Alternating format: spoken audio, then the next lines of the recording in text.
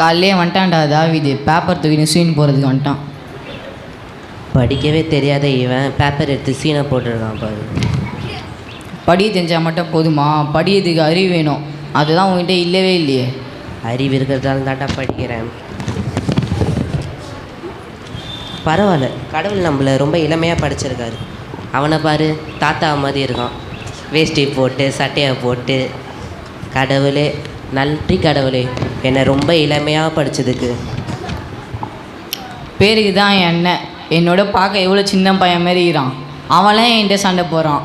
இன்னொரு வாட்டி என்கிட்ட சண்டைக்கு வரட்டும், அடியை மட்டும் பாருங்கள்.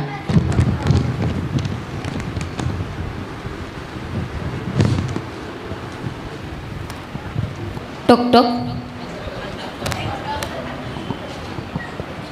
என்னப்பா, யார் வேணும்? ஐயா, இது உங்கள் வீட்டுக்கு வந்த மணி ஆர்டர் ஐயா.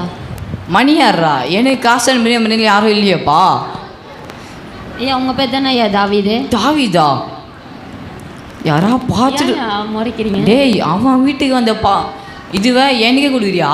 ஐயா அடிக்காதீங்க ஐயா, ஐயா அடிக்காதீங்க ஐயா, ஐயா தெரியாம கொடுத்துட்டேயா. டேய், இந்தடா எடுத்துன்னு ஓடுறா.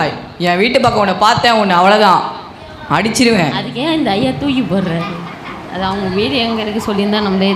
என்னப்பா அந்த இடத்துல ரொம்ப சத்தமாக இருந்துச்சு, என்னாச்சுப்பா? ஐயா, நீங்கள் தானே ஐயா தாவிது? ஆமாப்பா, என்னாச்சு? ஐயா, உங்கள் வீட்டுக்கு வந்த பார்சல் எடுத்து போய் சால்மோன்னு ஒருத்தர்கிட்ட கொடுத்துட்டேன் ஐயா. சாலமோன் கிட்டே கொடுத்தியா? ஆமாம் ஐயா. என் வீட்டுக்கு வந்த பார்சலை எப்படிப்பா சாலமோன் கிட்ட கொடுக்கலாம்? தெரியாமல் கொடுத்துட்டேன் ஐயா, அதுக்கு அவர் அடிச்சிட்டாரு ஐயா. அவன் தொட்ட இதுவே நான் தொட மாட்டேன்ப்பா. இந்தாப்பா, எடுத்துக்கு போப்பா. ஐயா கிளிக்காதீங்க ஐயா, ஐயா அது மணி ஆர்டர் ஐயா, ஐயா ஐயா கிளிக்காதீங்க ஐயா. ஐயா, எனக்கு காசுலாம் முக்கியம் இல்லைப்பா, என்னுடைய வைராக்கியம் தான்ப்பா முக்கியம். இந்த இடத்துக்கு வரதை பார்த்தேன்னா இந்த ஐயா அடிக்காதீங்க ஐயா, அடிக்காதீங்க ஐயா. இனிமே எங்கள் தெருக்கு வரத பார்த்த ஓடுறா வெளியே. ஹலோ அம்மா, நான் காலைல லெஃப்ட் சைடு ஏஞ்சேனா ரைட் சைடு ஏஞ்சேனா? காலிலேருந்து எல்லாருக்கிட்டையும் அடி வாங்கின்னு இருக்குமா. வீட்டுக்கு வரம்மா, சூடாக தண்ணி வைமா ஒத்தனை வைக்கிறதுக்கு.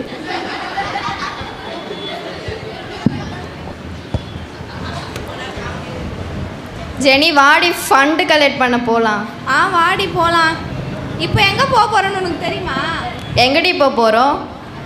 நான் சொல்கிறேன், கவனமாக கேட்டுக்கோ. அந்த தெருவில் 2 பேர் இருப்பாங்க. 2 பேர் இல்லை, 2 மலை இருப்பாங்க. அவங்க பாரு, ஒருத்தருக்கு ஒருத்தர் பேசிக்கவே மாட்டாங்க. நம்ம போய் கரெக்டாக ஃபண்டை மட்டும் கலெக்ட் பண்ணிட்டு நைஸாக ஓடி வந்துடலாம். சரி சரி வாடி போகலாம். நீ ஒன்றே மட்டும் போகிற வழியில் ஜெபம் பண்ணிக்கோடி. சரிடி. என்ன தெரியுமா, அவங்க 2 பேரும் ஒரே அட் அ டைமில் வீட்டில் இருக்கக்கூடாது. 2 பேரும் வேறு வீட்டில் வேறு நேரத்தில் இருக்கணும்னு வேண்டிக்கோடி. சரிடி சரிடி. கர்த்தாவே.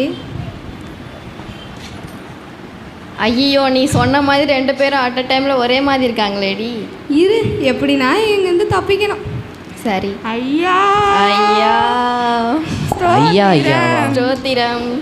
ஐயா ஐயாவா? எங்கள் 2 பேரில் யாருக்குமா முதல்ல ஐயா சொல்கிறீங்க, ஸ்தோத்திரம் சொல்கிறீங்க? ஐயா, பிரச்சனை வேண்டாம், நாங்கள் சர்ச்சிலேருந்து வந்திருக்கீங்களாம்மா? ஆமாங்க ஐயா. ஆமாங்க ஐயா. எதுக்குமா வந்திருக்கீங்க? ஃபண்டு கலெக்ட் பண்ண வந்திருக்கோம் ஐயா. எதுக்குமா ஃபண்டு? கிறிஸ்மஸ் ப்ரோக்ராம்காக சில்ட்ரன்ஸ் கிஃப்ட் வாங்கிறதுக்காக ஃபண்டு கலெக்ட் பண்ண வந்திருக்கோம் ஐயா. அப்படியாம்மா? நீங்கள் ரொம்ப அன்பாக பேசுகிறதால நான் ஒரு 10,000 உங்களுக்கு தரேம்மா. இந்தாங்கம்மா, எடுத்துக்கோங்க. தப்பு நோட் பண்ணிக்கோடி. அவன் 10,000 கொடுக்குறான், பார்க்கறதுக்கு பிச்சைக்கார மாதிரி. அவன் 10,000 கொடுக்குறேன், என் கடையில் 20,000 எழுதிக்கிறோமா. நோட் பண்ணிக்கோ. படிக்காதவன்லாம் 20,000 தரமா? இந்தாம்மா 30,000 எடுத்துக்கோமா. டேய், இங்கே படித்தவனோட படிக்காத தானே இங்கே வேல்யூவே. பிச்சைக்கார பையிலே என் பேர் 40,000 எழுதிக்கோ. எழுதிக்கோடி டப்புன்னு. ஐயா, ஃபண்டை எப்போ ரிசீவ் பண்ணிக்கலாம்? வாமா, நான் கொடுக்குறேன். நான் எப்போவுமே வீட்டில் தான் இருப்பேன். ஆமாம், நீங்கள் எழுதுகிற லிஸ்ட்டில் யார் பேர்மா முதல்ல இருக்குது? என் பேரா அவன் பேரா? நீங்கள் தான் பெரியவர், உங்கள் பேர் தான் என் முதல்ல. அவன் பேர் இருக்கிறா. வெறும் 30,000 கொடுத்தான், 40,000 கொடுத்தேன். உங்களுக்கு காசு சொல்ல ஒன்றும் இல்லை. என் வீட்டை பக்கமே வராதிங்க, போங்க. அப்படிக்கா? சின்ன பையன், அவனே தராதவன் நான் ஏன் தரணும்? போனி. இவங்களை நம்பி வந்ததுக்கு நம்ம தலைமையில துணியை போட்டு தான் போகணும் போலவா.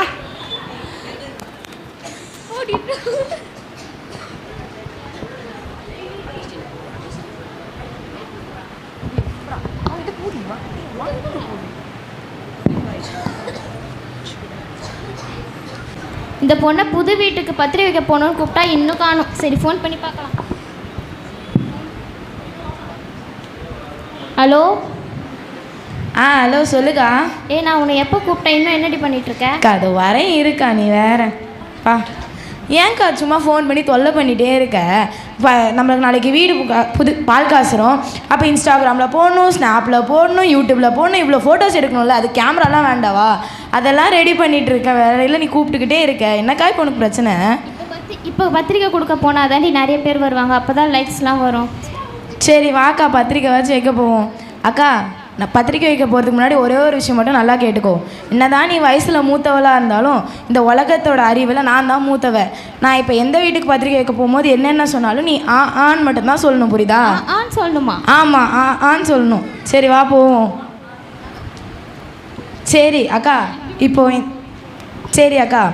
இப்போ இந்த தெருவில் பார்ப்போம். இந்த தெரு ரொம்ப வில்லங்கமான தெருக்கா. இதில் சாலமோன் தாவீதுன்னு 2 சகோதரர் இருக்காங்க. ஆனால் ஸ்டார்டிங்கில் அவங்க என்ன தான் நல்ல சகோதரர்களாக இருந்தாலும் அதுக்கப்புறம் சண்டை போட்டு இப்போ ரொம்ப 2 பேரும் பேசிக்க கூட மாட்டாங்க. ஸோ இந்த தெருவில் நம்ம கேர்ஃபுல்லாக இருக்கணும்க்கா. ஸோ அதனால் நீ கேர்ஃபுல்லாக நடந்துக்கோ, நான் சொல்லிட்டேன். வா பத்திரிக்கை வைக்க போவோம். நீ தாண்டி போகணும். ஐயா சொல்லுங்கம்மா, என்ன வேணும்? உட்காருங்க. இல்லைங்க ஐயா, பரவாயில்லைங்க ஐயா. என் தங்கச்சி புது வீடு கட்டியிருக்கா, பால் காசு வாங்க. நான் புது வீடு கட்டலடி, நீ தாண்டி புது வீடு கட்டியிருக்க. மன்னிச்சிருங்க ஐயா. ஆமாம், நீங்கள் 2 பேரில் யாரும்மா வீடு கட்டியிருக்கா? நான் தாங்க ஐயா வீடு கட்டியிருக்கேன். சொல்லுங்கம்மா. நாளைக்கு பால் காசுறோம், நீங்கள் கண்டிப்பாக வந்துடணும் ஐயா. சரிங்கம்மா, என் குடும்பத்தோடு நான் உங்கள் வீட்டுக்கு வந்துடுறேம்மா. சாலமோனா? ஏன்டி நீ வேற இப்படி பண்ணி வச்சிருக்க? தாவீதுக்கு கொடுக்க வேண்டிய பத்திரிக்கையை சாலமோனுக்கு குத்து வச்சிருக்கேன். கேர்ஃபுல்லாக இரு, நான் சொன்னேன்ல. ஐயோ இப்போ என்ன பூகமாக வெடிக்க போதோ எனக்கு தெரியலப்பா. என்னம்மா சாலமோனுடைய பத்திரிக்கை மன்னிச்சிருங்கய்யா. இந்தாங்கம்மா, எடுத்துகிட்டு போங்கம்மா. இவனோட பேரு கூட என் வீட்டில் இருக்கக்கூடாது, வெளியே எடுத்துகிட்டு போங்கம்மா. அக்கா நீ எனக்கு கிடைச்ச அக்கா இல்லை, எனக்கு கிடைச்ச தொல்லை. வா போகலாம்.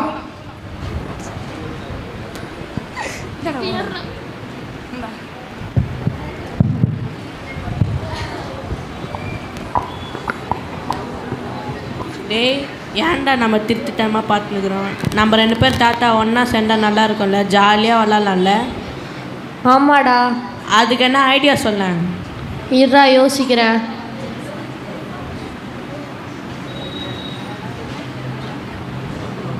என்ன பசங்களா ரொம்ப சேடாக இருக்கீங்க, என்ன ஆச்சு?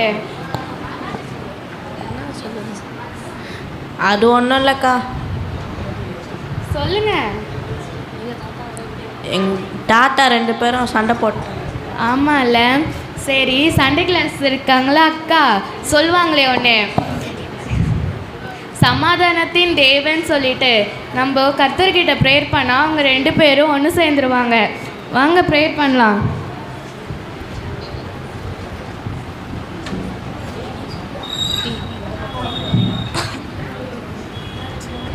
அவங்க 2 பேரும் ஒன்றா சேரணும் அப்படின்றதுக்காக நம்ம எல்லோரும் முட்டி போட்டு கண்களை மூடி ஜெபம் பண்ணுவோம். வாங்க எல்லாரும் ஜெபம் பண்ணலாம். நம்ம ஜெபம் பண்ணி முடிக்கிறதுக்குள்ளே அவங்க 2 தாத்தாவுமே சண்டை போட்டு இதுவாகிடுவாங்க. அவங்க 2 பேர்த்துக்குள்ளுமே ஒரு எரிப்புதல் வந்துடும். கர்த்தரே சொல்லியிருக்காருல, சிறு பிள்ளைகள் என்னிடத்தில் வர தடை செய்யாதிருங்கள்னு. அதே மாதிரி நம்ம சின்ன பிள்ளைங்க எல்லாம் சேர்ந்து ஜெபிக்கும் போது நம்மளோட 2 தாத்தாவும் சேர்ந்து அவங்க 2 பேரும் அந்நியமாக இருப்பாங்க. அவங்களோட வைராகியெல்லாம் போயிடும். வாங்க ஜெபிக்கலாம். நம்ம எல்லாரும் கண்களை மூடி அவங்களுக்காக ரொம்ப ஊக்கமாக ஜெபிக்கலாம். ஸ்தோத்திரம் ஆண்டவரே, ஸ்தோத்திரம் ஏசப்பா. அப்பா தகப்பனே, இந்த நாளும் கூட கர்த்தாவே அப்பா நீ தாழ்மையின் கோலமாய் பிறந்திரப்பா. அப்பா இந்த நாட்டில் இருக்கிற எல்லா அப்பா வைராக்கியம், போராமை, அப்பா எரிச்சலின் ஆவிகள், பகைவரின் ஆவிகள், பொறாமையின் ஆவிகள், வன்கண்கள் எல்லாவற்றும் நீங்கட்டும். அப்பா அவர்களுக்குள்ள ஒரு நல்ல ஒரு சமாதானத்தை கொடுங்க தகப்பனே. ஆவியானவரே, ஏகவசாலமாக இருக்கிறது என் தேவன் தாமே தகப்பனே அவர்களுக்கு நல்ல ஒரு சமாதானத்தை கொடுத்து அவர்கள் அப்பா 2 பேரும் ஒன்றாக இருக்க உதவி செய்யுங்க தகப்பனே. அப்பா அவர்களை பொறுப்பெடுத்து கொள்ளுங்க, வழி நடத்துங்க. இந்த பிள்ளைகளோட கண்ணீர்கள் கவலைகள் எல்லாம் மாறட்டும். இயேசுவின் நாமத்தில் நல்ல பிதாவே, ஆமேன். எனக்காக இந்த சின்ன பசங்களாம் கஷ்டப்பட்டு, நானும் எங்கள் அண்ணா பிஞ்சதுக்காக இந்த சின்ன பசங்களாம் கஷ்டப்பட்டு அழுது ஜெபிக்கிறாங்க. இவங்களுக்கே இவ்வளோ கஷ்டப்பட்டு கண்ணீர் ஜெபிக்கும் போது என்னை படைச்ச ஆண்டவருக்கு எப்படி இருக்கும்?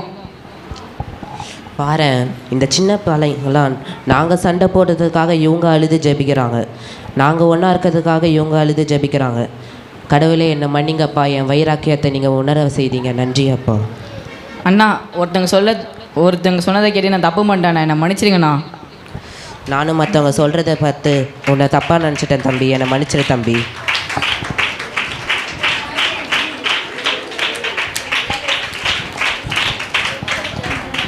பார்த்தீங்களா, நம்ம பண்ண ஜெபத்துக்காக ஏசப்பா நமக்கு பதில் கொடுத்துட்டாரு. ரெண்டு தாத்தாவும் ஒன்றா சேர்ந்துட்டாங்க.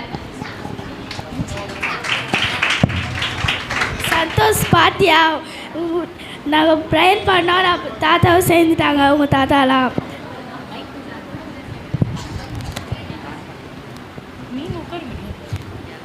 பார்த்தீங்களா, இப்போ இந்த 2 தாத்தாவும் ஒன்றா சேர்ந்த மாதிரி நம்ம சர்ச்லேயும் நிறைய பேர் நிறைய மன வருத்தத்தோடு இருப்பீங்க. இந்த புது வருஷத்துலையாச்சு பகை வைராகியம் எல்லாத்தையுமே மறந்து நம்ம ஒருவருக்கு ஒருவர் பாசத்தோடு ஜெபிச்சு எல்லாரும் ஒன்றா இருக்க பழகுங்க. இந்த புது வருஷம் நல்ல வருஷமாக அமைய வாழ்த்துக்கள். அதேமாரி நம்ம பைபிளில் கூட நிறைய வசனம் இருக்குது. மத்தேயு 5:23 என்ன சொல்லியிருக்காங்கன்னா, ஆகையால் நீ பலிபீடத்தில் உன் காணிக்கையை செலுத்த வந்து உன் பேரில் உன் சகோதரனுக்கு குறை உண்டென்று அங்கே நினைவு கூர்வாயாகில் அப்படின்னு கர்த்தரே சொல்லியிருக்காரு. நம்ம காணிக்கை செலுத்தும் போது எப்போவுமே வந்து மற்றவங்கள பார்த்து பொறாமப்படக்கூடாது, அவங்கள உற்சாகப்படுத்தணும். எப்போவுமே அவங்கள வைராக்கியம் அதெல்லாம் நம்ம வாழ்க்கையில் விட்டுட்டு இந்த புது வருஷத்தில் தாழ்மை என்ற கோலத்தை நம்ம தரித்து கர்த்தருடைய நாமத்தை களி கூறுவோம். தேங்க்யூ.